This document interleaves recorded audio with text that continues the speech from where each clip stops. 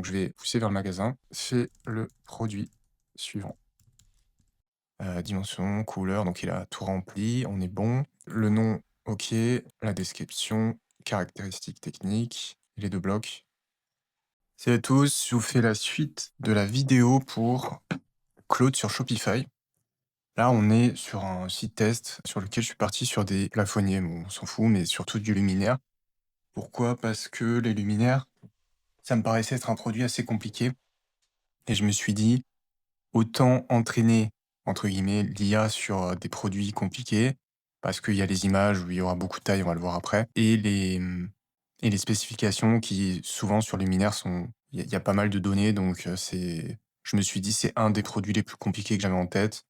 Du coup, j'ai fait, rapidement un petit Shopify, j'ai fait quelques tests avant, donc là on en voit, bah, il y en a 9. L'idée, c'était aussi de vous dire que, dès le début, c'était pas parfait, donc j'ai entraîné, je lui ai fait tourner un produit, je lui ai dit ce que je voulais. Elle a composé un skill, il y a ça. Elle a refait un deuxième produit, je lui ai dit ce qui allait pas. On a fait des allers-retours, ça a été vraiment, plein d'itérations pour arriver à un point où on n'est pas trop mal, sachant qu'il y a moyen que je continue encore à lui faire des allers-retours sur peut-être une quinzaine de produits en tout, donc là on est à 9 et après elle pourra travailler en toute autonomie. C'est important de faire ça, ça évite de faire beaucoup de retouches à la fin et de voir, potentiellement des problèmes, plus tard, et cetera. Donc ce que je vous conseille, c'est comme quand on le fait manuellement, on fait un produit tout bien, on en fait 5, on vérifie que tout est OK et à partir de là, on peut continuer à faire, à la chaîne. Donc sachez que je mettrai sûrement à disposition, en dessous en lien, le, le fichier skill qui sera forcément adapté en fonction de votre niche. Là, on est sur un truc luminaire, même si, votre niche, imaginons que c'est du luminaire, il y aura des détails à modifier. Par exemple, les métafields, vous avez peut-être pas utilisé les mêmes que moi, et cetera. Donc je prenez ça en compte.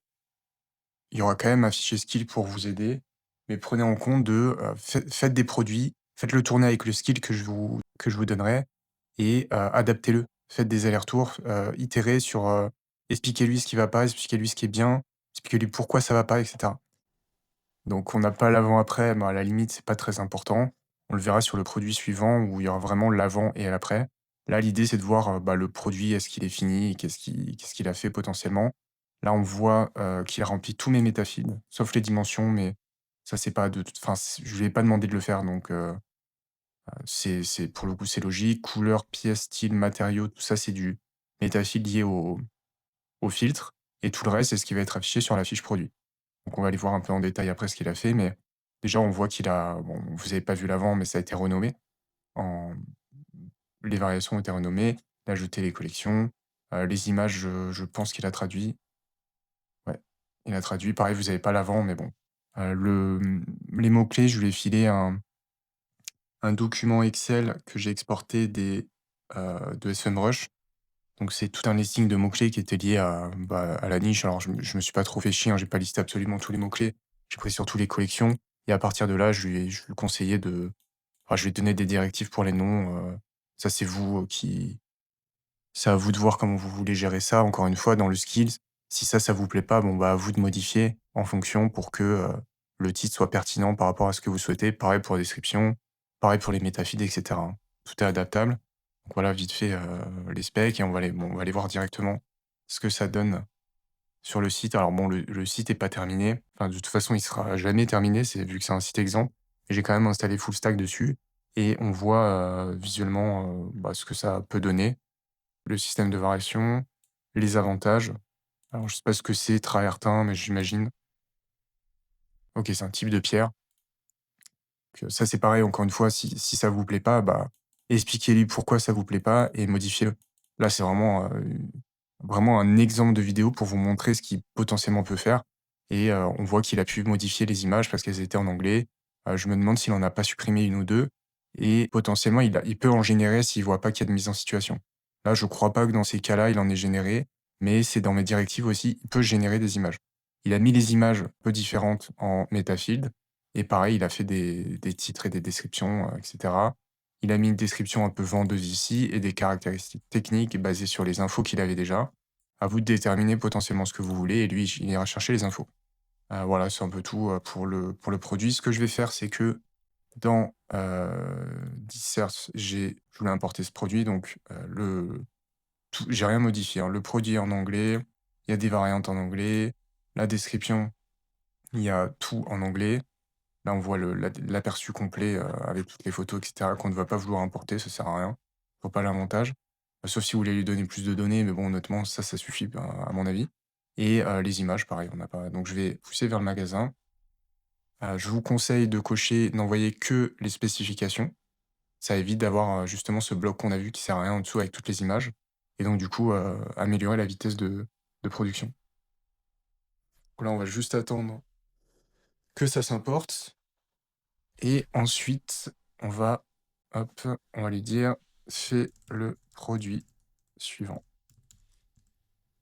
Donc là, je lui dis de faire le produit suivant parce que je suis toujours dans une optique de test, mais l'idée c'est qu'une fois que j'ai tout établi, je lui dirais: «Bon, bah, fais les 50 produits suivants», hein. Sachant que moi dans le sketch, j'ai expliqué à la fin qu'il y ait un agent, différent qui aille vérifier que tout est cohérent par rapport à mes directives qui sont expliquées dans le skill. Ce qui fait que s'il a oublié quelque chose, l'agent qui va vérifier, bah, va lui faire un retour et l'agent va modifier. Là, on voit que le dernier a mis à peu près, 8 minutes 30 à faire le produit. Bon, c'est un peu long, mais c'est fait de manière automatique et il y a un traitement d'image, donc forcément, ça allonge un peu le temps. Sans le traitement d'image, je pense qu'on peut tourner autour des, 4 ou 5 minutes. Donc je lance, la commande, enfin la commande, je lui dis de faire le produit suivant. Là, il va tout de suite comprendre que j'ai importé un nouveau produit, donc il va, le détecter. Logiquement, on va voir en dessous. Ouais, donc là, il cherche les produits sur le site et en contrôle O pour voir, toutes les données. Voilà, donc il a trouvé Nordic World. J'imagine que c'est celui-là. Heu, voilà, donc là, je vais juste mettre pause parce que bon, ça va tourner pendant 8 10 minutes, donc je vois pas l'intérêt de continuer à discuter et je vous reprends, dès que c'est fini. OK, donc il a terminé. Alors il a je sais pas pourquoi, il a mis un peu plus de temps que le précédent. Peut-être, il y avait plus de modifs à faire, alors aucune idée. En tout cas, c'est fini. Du coup, on va aller tout de suite check ce que ça donne.